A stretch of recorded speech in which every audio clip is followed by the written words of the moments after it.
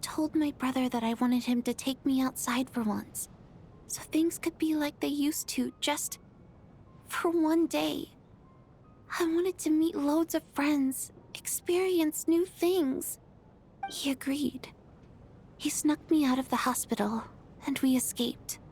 We got to the theater, bought tickets, and went inside. It was all so exciting. I remember the show very clearly. It was amazing. But I found myself getting sleepier and sleepier. Oh, Tonya. When I woke up, I couldn't find my brother anywhere, so I guessed he'd already left. But there's no way he'd leave me behind. So I decided to stay here and wait for him. At the time, I figured he'd probably gone to brew some more medicine for me. I was planning to chew him out for abandoning me when he got back. Tonya, it sounds like by then you'd already... Yeah, I know. I understand now. Dead, aren't I?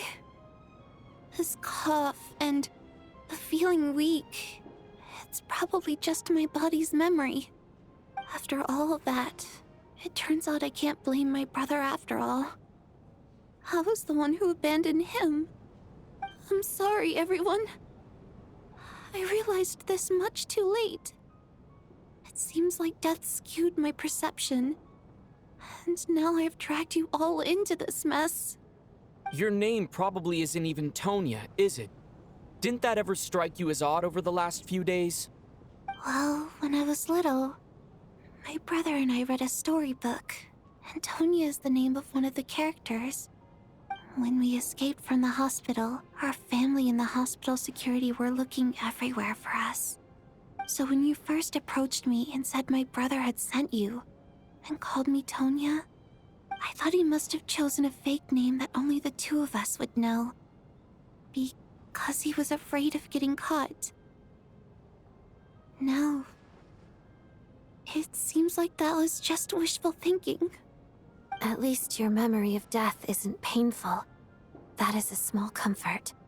Now it's your turn, Chuganov. Talk to us. I believe no lie is ever told without a reason. You're right. I was lying.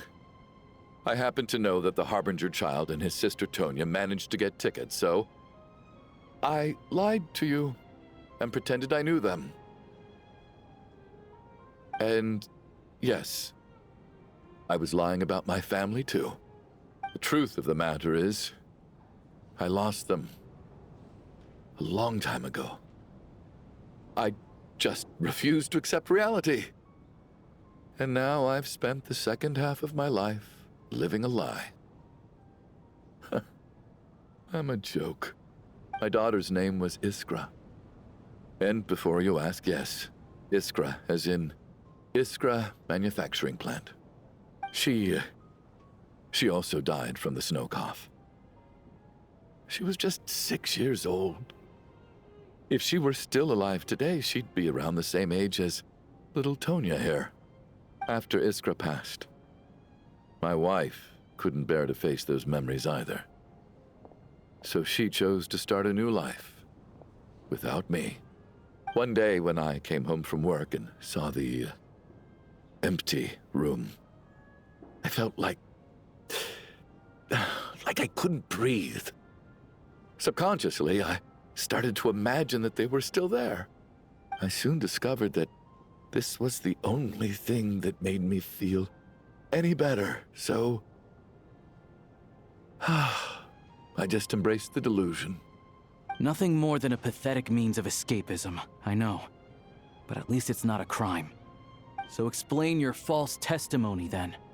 The night before last, when I was chatting with Tonya, she mentioned that her brother would brew medicine for her from frost fairy flower leaves. Combined with her various symptoms, I suddenly understood everything, including the fact that she was deceased. The snow cough used to be an incurable illness. I would pick frost fairy flower leaves to brew medicine for Iskra too. It took hours and hours on the stove. But the year after my daughter passed away, the jester of the Fatui announced that a cure for frostblight, also known as the snow cough, had finally been developed. It turned out that all previous treatments were completely ineffective. No better than random concoctions. That was the final straw for me. I just couldn't take it anymore. Just one more year. One more year, and everything would have been okay. So, more than anyone, I know full well that in this day and age, no one in their right mind would still be using frostflower leaves to brew medicine for the snow cough. Poor Miss Tonya, therefore, had to have been from an era when snow cough was still a terminal illness. So, you projected your daughter onto her? Even though you knew she was one of the dead?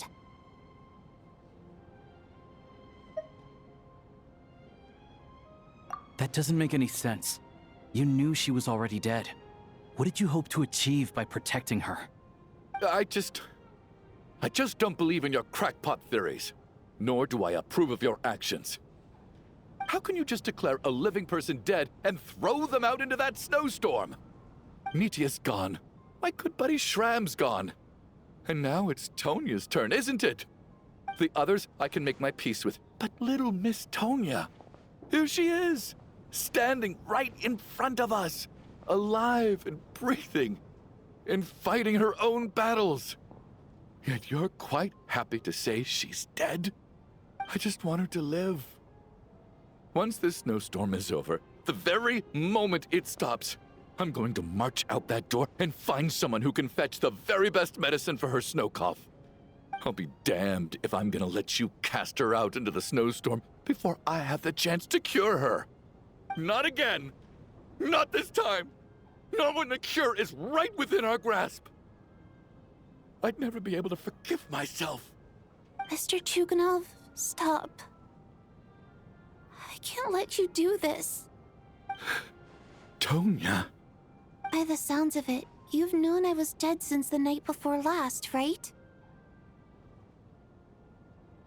I really liked Mr. Valeri, Mr. Mitya, and Miss Vodyanitsa.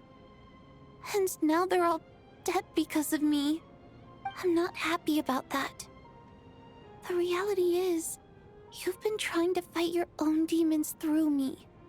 But all you've really done is trap me inside your delusion along with you. No! Listen to me. I want to save you.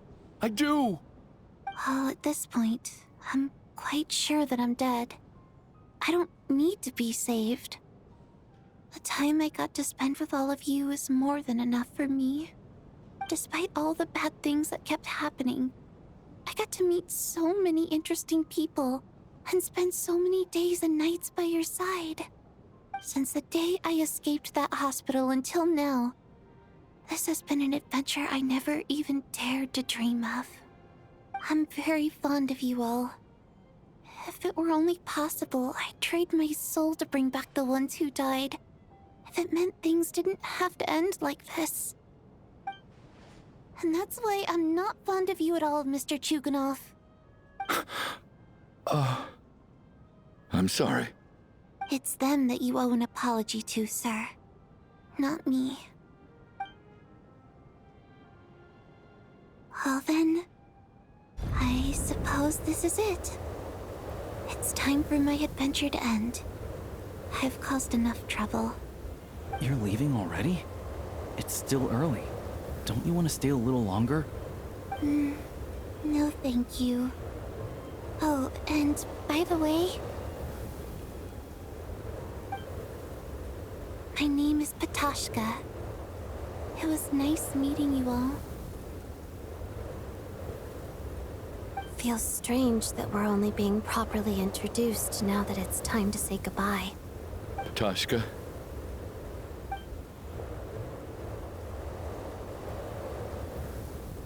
What are you doing, Chuganov? Are you crazy? Let me leave. I can't keep lying to myself anymore. In your dreams. Don't think you're getting off that easy when you had a hand in the deaths of so many people. The Fatui have honed quite an array of enhanced interrogation techniques since they were founded. Once we're out of here, Lelik will personally give you a taste of every last one.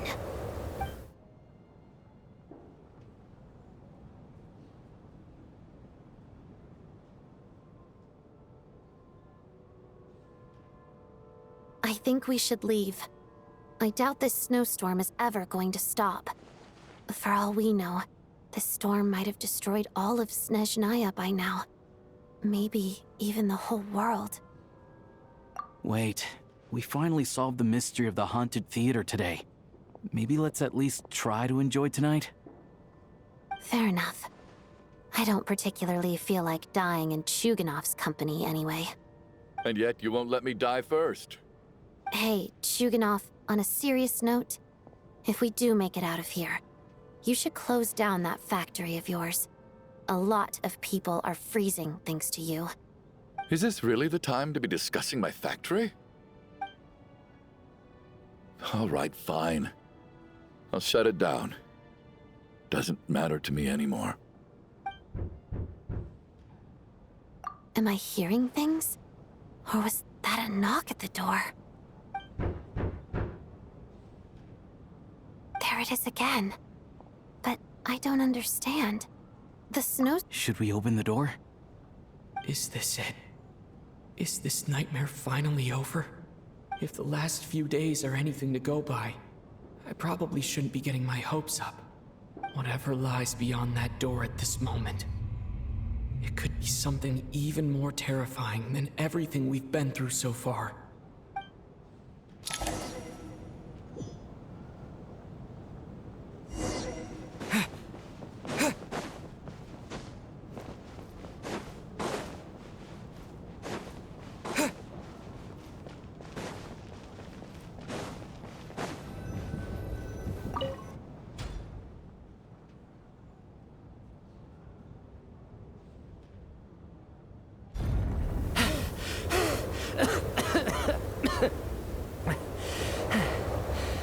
Hey everyone, I'm back.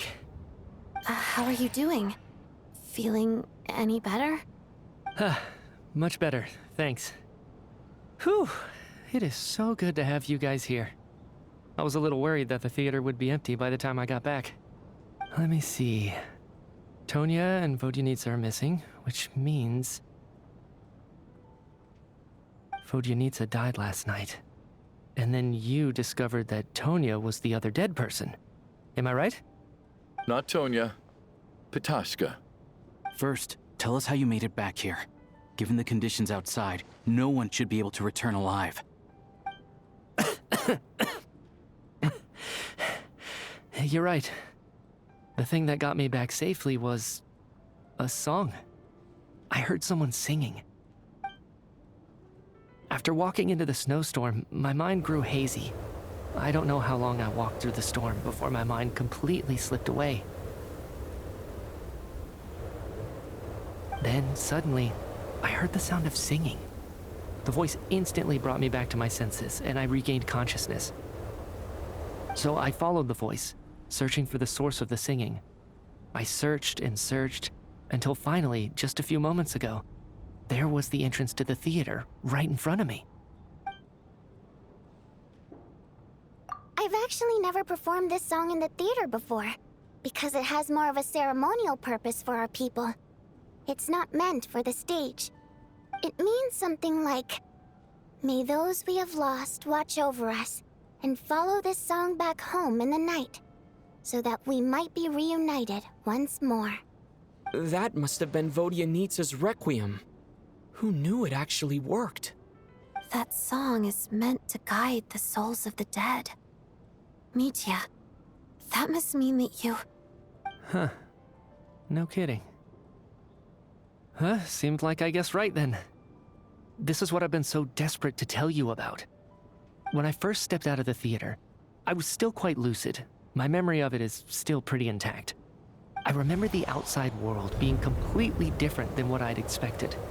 It was like this was a world where only the snowstorm existed. There wasn't a trace of any humans or buildings ever having been there. I don't know how else to describe it, except to say that it just didn't seem like the real world. And as for the Requiem, if I was guided here by Vodyanitsa's song, it can only mean that I must already be dead. And this is my soul, not my body. But I didn't experience a clear moment of death while I was out there. Nor do I feel any different now than before I walked into the snowstorm. You don't seem any different to me either. In fact, this is something I've been wondering about for a while now. If souls aren't physical, shouldn't they lack tangible form?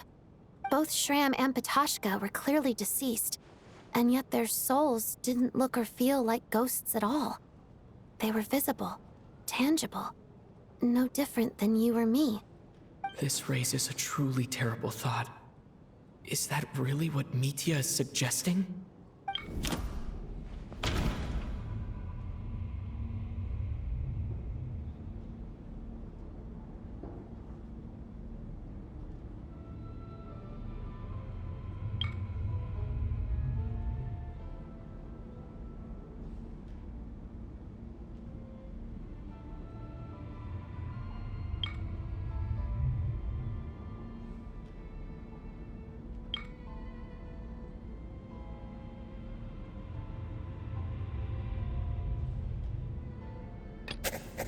Mitya said the outside is a world where only the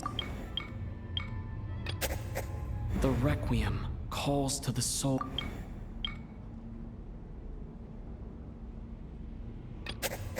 Dreams can't explain. Mitya's soul was summoned back by the Requiem, confirming that he is indeed already dead. And yet, he looks no different from us. Of course.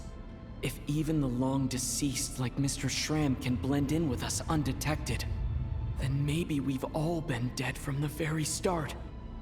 And all of us are now souls wandering the theater.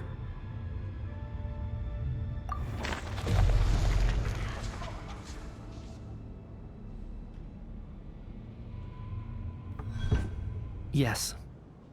I think that this is probably the afterlife. What did you say?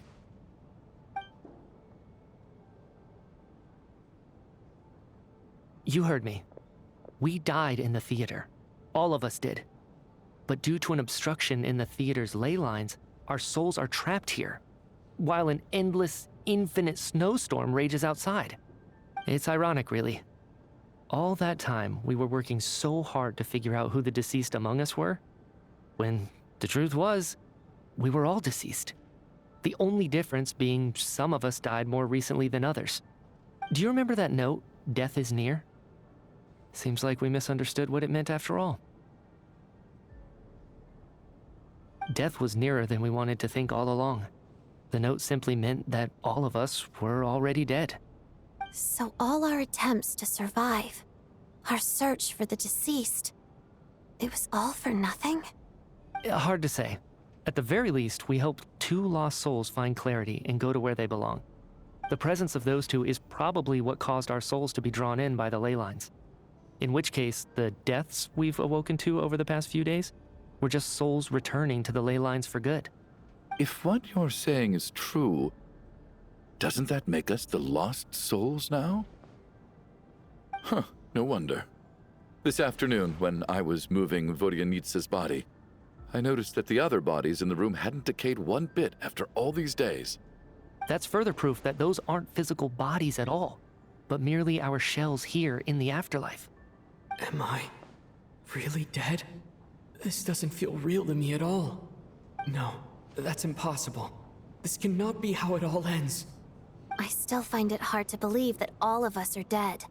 How exactly did we die in the real world? None of us have any memories of dying, right? Not even knowing how we died is preposterous. Good grief! Surely there has to be some reason. Exactly. It's hard to rest in peace when you don't even know how you died. It gave me lots to think about as I strode out into the snowstorm. I racked my brains trying to remember the cause of my death, the exact moment I died, the root of all of this, right up until my consciousness faded. Wait, Hold on. Right before I lost consciousness, I think I saw something. I can't remember. And I think I lost my notebook and pen. Mitya, your hand. Is that blood on your fingers? Huh? You're right. There's blood on the fingertips of my right hand. Looks like it's already dried. When did that happen? What the? I guess this was what I saw. I must have desperately drawn it in my own blood right before losing consciousness. What's wrong? Do you recognize the symbol? It's Renova, the ruler of death. Alosha, do you still remember that Snezhnayan folktale you told me about? It was about the Grim Reaper. When someone's about to die, he appears as an incarnation of someone familiar to guide their soul into the afterlife. And as soon as you recognize his face, your life is over. I heard a similar tale when I was little. You think the Grim Reaper in this story refers to the ruler of death you mentioned? That's right. In which case, death is near could also mean that the Grim Reaper is here disguised in a familiar form. Death, the deceased, and the Grim Reaper? So it's a triple entendre. When I first saw this note, I thought it contradicted the investigation report. But now it seems like that was the whole intention. So the Grim Reaper deliberately misled us. Then, we started suspecting each other and searched for the deceased while they hid in plain sight. By that logic, the one person most likely to be the Grim Reaper incarnate is...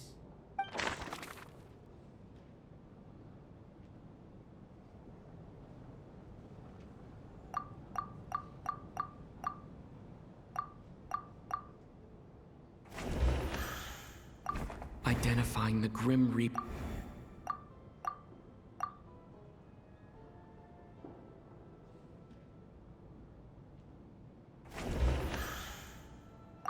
Identifying the Grim Reaper is a major decision to make.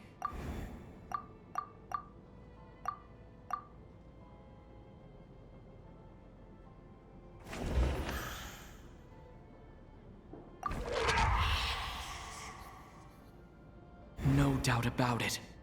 It's Alosha.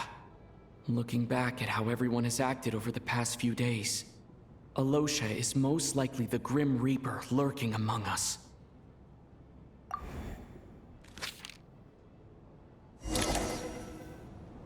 Is it you, Alosha? You were the first to discover the investigation report, and you had plenty of time to slip the note inside to mislead us. So? Surely you can't suspect me based on that alone. What if someone else found the investigation report first, slipped the note inside, and then put it back without telling anyone? There's no denying it. The note could easily have been slipped in much earlier than it was discovered. That's not all. I've also noticed that although on the surface, Valeri, Mitya, and sometimes I were the ones taking charge of the situation, looking back now, even though you didn't say much, you were always subtly guiding everyone from the sidelines. What do you mean? You were the one who emphasized how dangerous it was outside and insisted we all stay here. It was also you who suggested that we all sleep in the same place. And earlier today, you tried to convince Patashka to stay. I don't understand why, but it was out of character. So, you didn't understand my intentions, and now you're assuming the worst. Seems pretty unreasonable if you ask me. He still won't admit it. Fine. Let's see how he responds to the most damning evidence of all. The biggest question I have right now is, if the Grim Reaper is impersonating Alosha, then where's the real Alosha? When did they switch?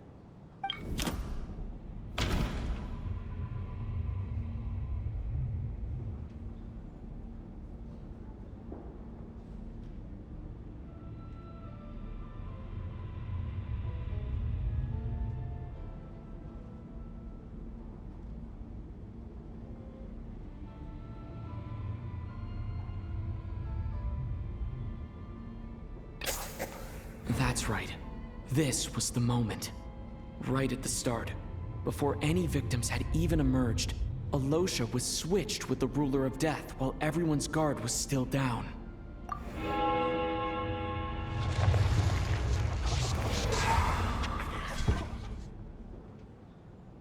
When all this began, right after the performance ended and the snowstorm began to pick up, no one suspected anything unusual. We just assumed we were snowed in. It wasn't until we discovered the bodies the morning after that we realized something out of the ordinary was going on. But it's clear now that the oddities actually started earlier than that, when Dimov walked into the snowstorm and never came back. Right. So Mr. Dimov was the first victim, not Sobolova and Torgov.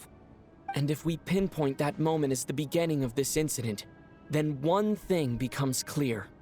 Alosha, you are the only person who walked into the snowstorm and came back without the help of Vodyanitsa's Requiem.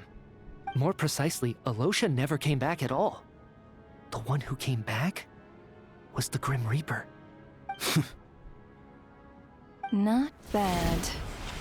Well, since you've backed me into a corner, I suppose there's no point in keeping up the act anymore. Alosha? You're the Grim Reaper?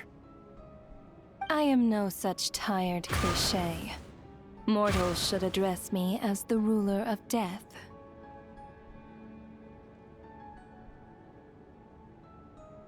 Before being wiped out for good, you identified the two deceased, and even sensed my presence. A commendable achievement. Far beyond what I expected. I heard you can ferry souls. Those deaths each night. Were they your doing? Your initial conclusion was correct. Due to the existence of the two deceased, the ley lines yearned to reclaim those long-lost souls. Every night, they devoured an equal number of souls to fill the void. This required no intervention from me. Though, of course, ferrying souls is indeed my authority. Here, take a look.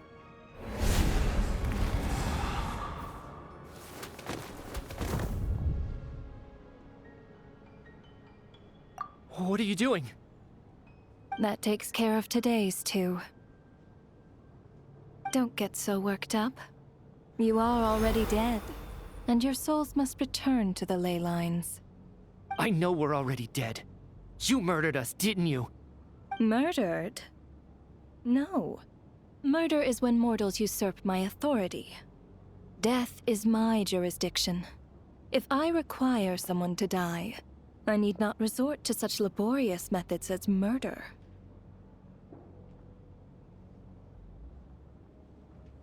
You simply met the criteria to trigger my curse of death. I know about the curse of immortality. So there's another death-related curse too? You cursed us? When? And why would you do such a thing? So often, humans pray to me, begging to know when their death will come, and what form it will take. But few people ask why. If you must have an answer, know that death comes simply because one's time has come. So you're not gonna tell us the truth? Hold your tongue. By all rights, you shouldn't even be allowed to speak with me.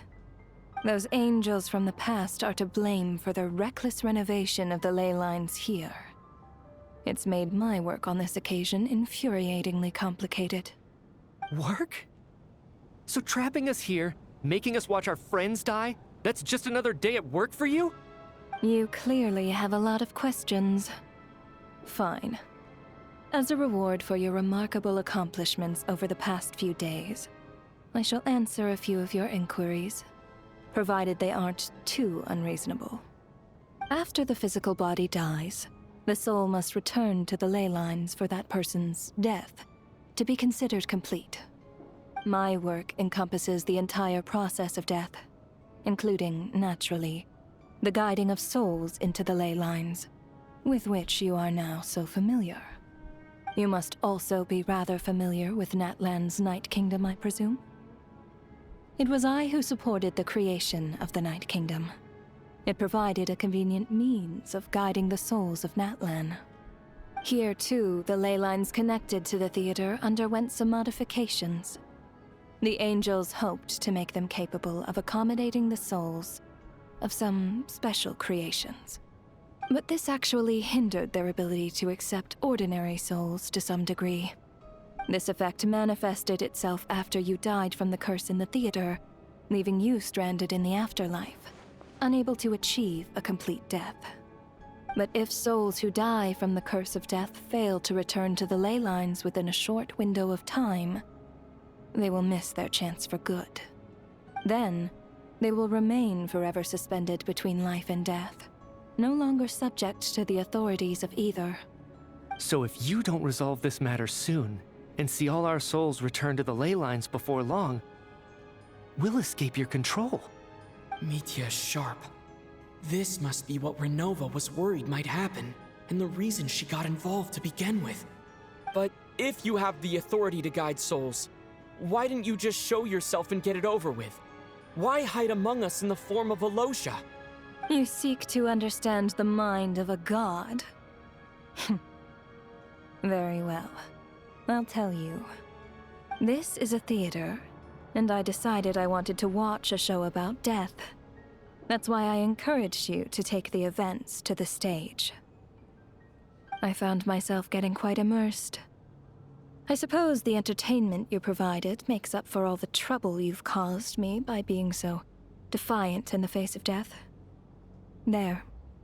Are you happy with my answer? Can't say I am. Really? But it fits the stereotypes you humans have about gods. Just moments ago, you were complaining about how infuriatingly complicated your work here has been. Work is work, I get it. There are times when it's a huge pain, but you just have to get it done, right? That's a rather unique perspective for a human. You are in fact correct. There is a pain point in this case. Due to the obstruction in the theater's ley lines, there is a hard limit on the number of souls they can receive each day, making it impossible for me to ferry all your souls at once.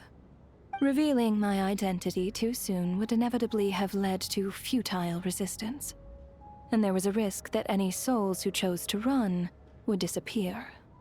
Then there was the issue of the 2 lost souls you called the deceased. The way you resolved that quandary was all part of my design. That's what I don't understand. If all of us were souls of the dead, what made their presence among us special? For centuries, they have refused to return to the ley lines, exploiting the issues created by the angel civilization to resist being drawn in. Centuries of obsession accumulated during this process. You may think of this obsession as the resentment of the dead, and in this quantity, it was a bomb that could have detonated at any moment. It reached the point where I could not afford to leave it unchecked. But the only way to fix it was to help them acknowledge their own deaths, make peace with their regrets, and willingly walk into the snowstorm. Only then, with my guidance, could they finally return to the ley lines. Otherwise, you would not like to know what the consequences would have been. I vaguely remember seeing Batashka, but in the most terrifying form. Was that in a dream? Is that what would have become of her if she hadn't returned to the ley lines? I see your dreams brought you many revelations. So you see, death in fact grants wisdom to mortals. Souls connect to all things in the world and see the chain of cause and effect between them. It's nothing unusual. Anyway, giving psychological counseling to lost souls is not my strong suit. That is more of an angel's role. It was something I could not resolve directly using my authority, so I decided it was easier to leave the bomb defusal to you. Meanwhile, of course, their presence caused the souls of other members of your party to return to the ley lines each night. From where I stand, that was killing 2 birds with 1 stone. As both issues slowly resolved one another without me having to lift a finger, all I had to do was stay close by and keep the situation under control. Then use my authority to wrap things up at the end. And, of course, while I was at it, I thoroughly enjoyed watching this drama, dealing with death from a mortal perspective, play out on the stage. Sounds like you had it all figured out, Grim Reaper. I just did the math. You said there's a hard limit to the number of souls the ley lines here can receive each day. It's 2, isn't it? That much is obvious, even to a fool. It's time to review this whole affair. If the ley lines can only take in 2 people per day, I need to go over the deaths from these past few days again.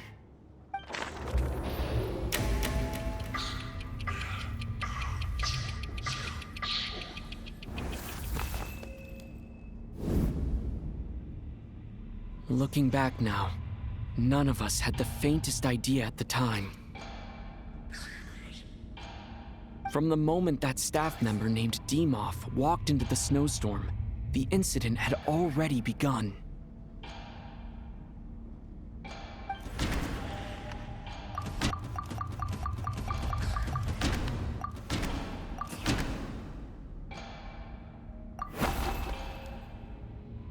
No. Let me go over this again.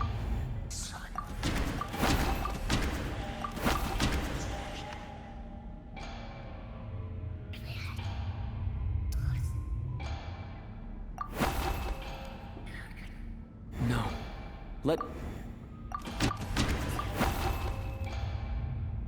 No.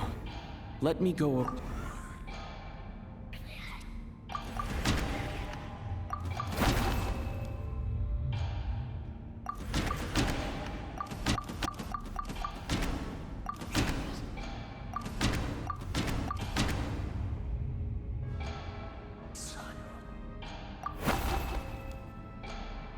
No. Let me go...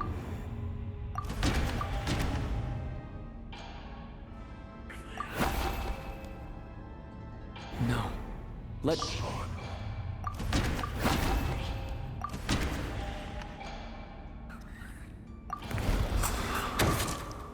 Alosha was the second to walk into the snowstorm after Demoff to investigate.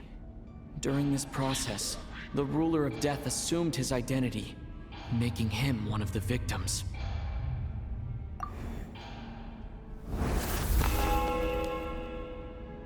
During our first night in the theater, everyone was caught up in the novelty of it all. No one could have expected there would be victims the very next morning. Despite all the confusion, and with the help of hindsight, we finally began to realize that something was amiss with the snowstorm.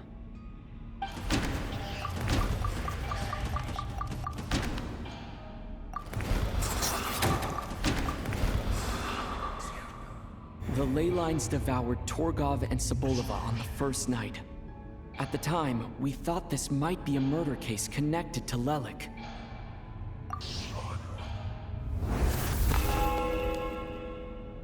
Odette and I spoke a lot that night. 3 people were on watch, but in the morning, we discovered that someone had fallen victim all the same.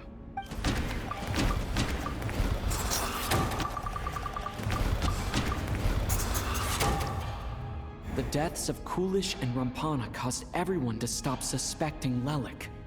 Unexplainable phenomena occurred one after another, leading Nitya to suspect that we were caught up in a supernatural event.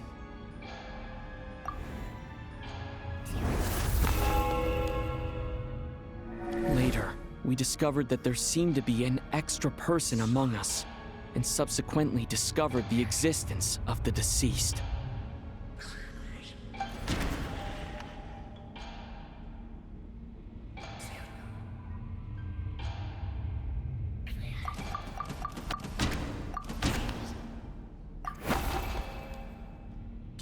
No.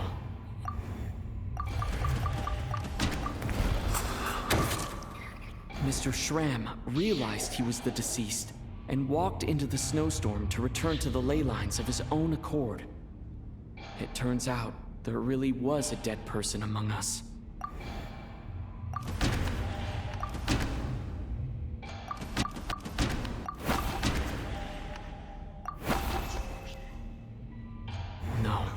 let me go.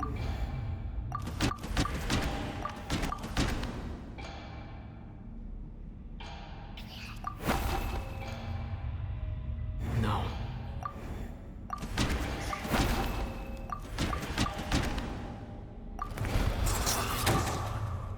He thought it was all over, but Mr. Valeri's death was a rude awakening for everyone. The ley lines consumed him during the night regardless. A lot happened today. Mr. Valeri's death led us to discover the connection between the number of deceased and the number of victims during the night.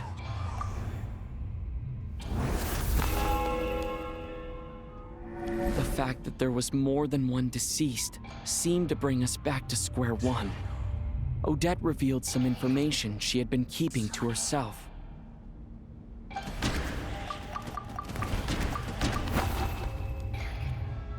Although Mitya the void in the ley lines had...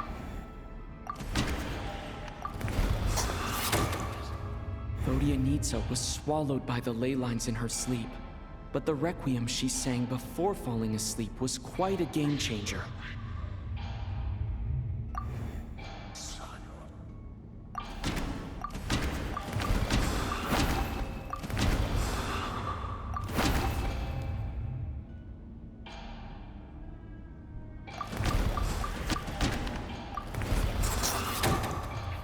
As it happened, Ptashka filled the void left by Mitya's return from the ley lines by walking into the snowstorm this morning. The girl I thought was child sister Tonya turned out to be another of the theater's deceased. Come to think of it, Ptashka was about to walk into the snowstorm at that time, and Renova, unaware that Mitya would return, was concerned that her soul would overflow from the ley lines. That's why she used Alosha's voice to try and persuade her to stay behind. Looking back, I suppose that was an early slip-up on her part.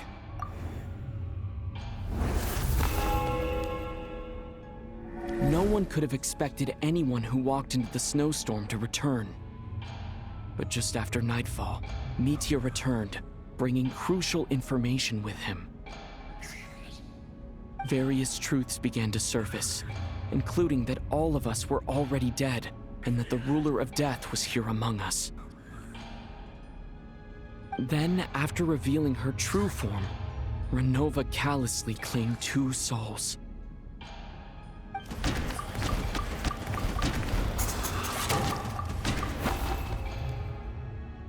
No, let me...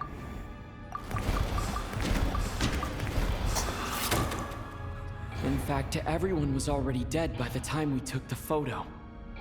And in the days since, we've experienced many more partings in the afterlife. Now, only Mitya and I remain. And the true culprit behind everything still stands before us. In Mitya's eyes, I see the same anger and frustration that I feel. That covers everything. It's all clear now. Your work isn't finished here yet, is it? The Traveler and I are still standing here, safe and sound. The Water Imp's song threw things off a little, but it is of no consequence. The ley lines have already anchored your soul, and the first ray of light tomorrow morning will take you back. I, meanwhile, need to review my attitude towards the Water Imp race. So the reunion in the night that Vodyanitsa mentioned, I suppose that was never meant to be a permanent reunion. That just leaves you, Traveler. My power only allows me to temporarily separate your soul from your body. The ley lines of Tevat would not accept you, and your soul is firmly anchored to your body by your will. For a descender like you, who is not bound by Tevat's rules, your death can only be brought through the most violent of means, such as directly destroying either your body or soul.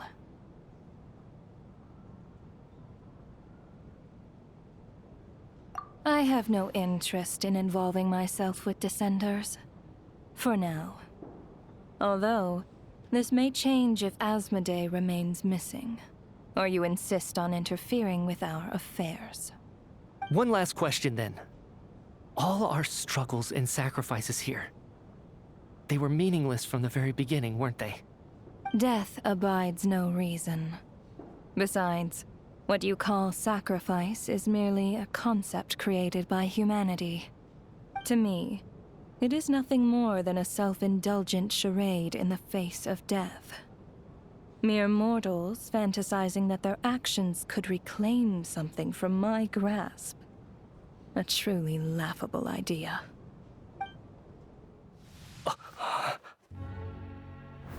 Grim Reaper, you really know how to get on my nerves. I'm not here to ingratiate myself with you. I kill merely because your deaths are necessary. Oh, you've made that quite clear. But humans don't take well to being scorned. Not even by the gods.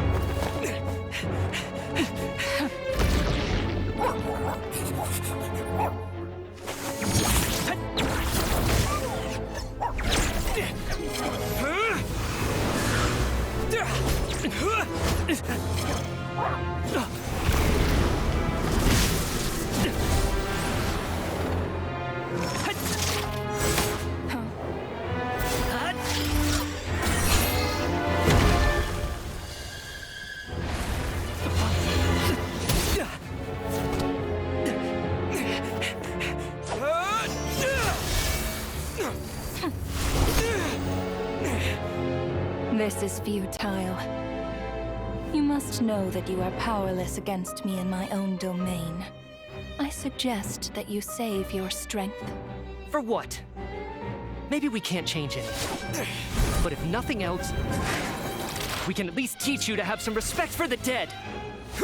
Audacious.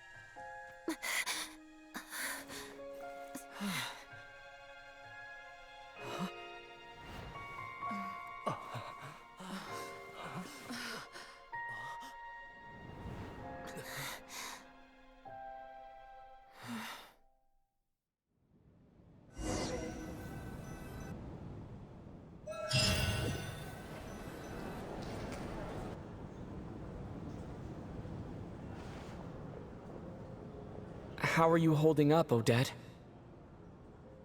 What happened to me? How much do you remember? What do you mean? Is the performance over? I can't seem to recall what happened. Has Odette already forgotten?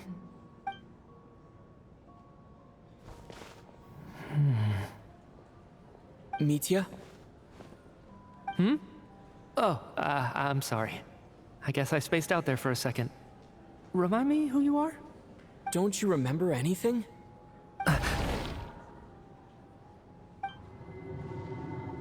Yeah, I remember now, comrade. Looks like we guessed right. Just like me when Odette found me at the Armory Palace. For some reason, everyone killed by the Ruler of Death eventually came back to life. Just with one catch. They forgot what happened while they were dead. Odette and the others have already forgotten everything. Why were you able to remember this time? Could this be the reason? You said this is the ruler of death's symbol, right? I don't see anything there. You don't? Huh. Okay, I guess that makes sense. I carved this into my hand in the afterlife, so it's not visible in the physical world. Does that mean I carved this symbol into my soul? What an unsettling thought. Still, at least I get to remember what happened. I suppose it's a blessing in disguise. What about you, though? The ruler of death mentioned that you're a descender? Is that why you can remember? A full explanation would get complicated very quickly. But that's essentially it. Well then, now that it's all over, let's figure out what we've learned. The first thing I notice is that everything here is precisely as we left it, right before our deaths. This confirms that time passes differently in the afterlife than in the real world. They say that right before death, time slows down, and your whole life flashes before your eyes. That must be how you know you have one foot in the afterlife by that point. Anyway, clearly the few days we spend in the afterlife probably only amounted to a few short minutes in the real world. This also aligns with previous reports of widespread temporary memory loss among the Armory Palace personnel.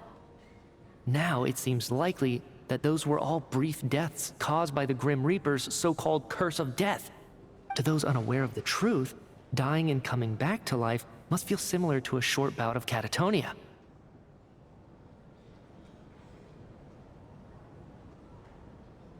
This leaves me with a couple big questions. What are the conditions that trigger this so-called curse of death? And why are we resurrected after we die? If nothing else, I think it shows that killing us wasn't her ultimate goal.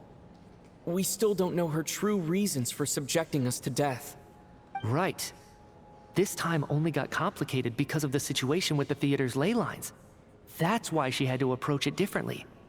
If the previous incidents of amnesia among the researchers are anything to go by, killing us is usually a pretty routine matter.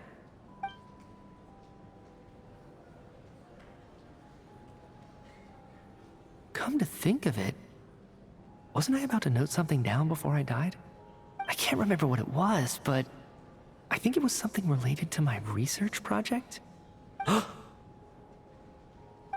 Sorry, Traveler. I'll catch up with you again later. Right now, I have to make a trip back to the Armory Palace. Sir, if I may, no one of your description has ever shown up in my investigations into Mr. Mitia's friends. Yet, you two seem very familiar with each other. Could you perhaps tell me where he was in such a rush to get to? And, by the way, have we ever crossed paths? Forgive the presumptuousness, but I feel a vague and indescribable sense of familiarity about you. I can explain everything. Could you help me gather everyone in the theater in one place?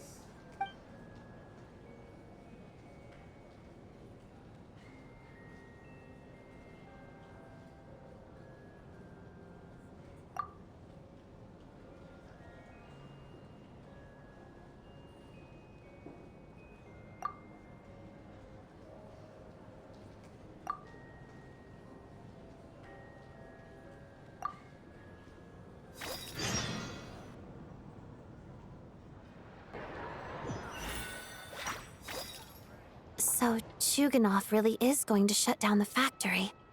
I guess this theater incident actually did us some good after all. So, you said I promised to take you to the Armory Palace while we were in the afterlife, yes? I believe you. I think I even have a vague memory of it. Agreed. Let's check in on her first. The whole reason for our trip to the Armory Palace anyway is to figure out what's going on with her health.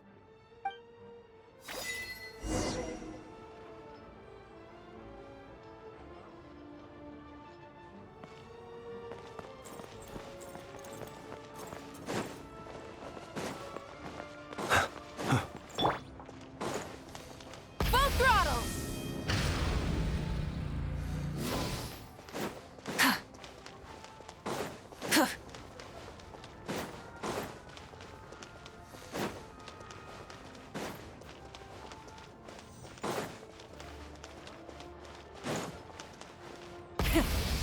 tangents!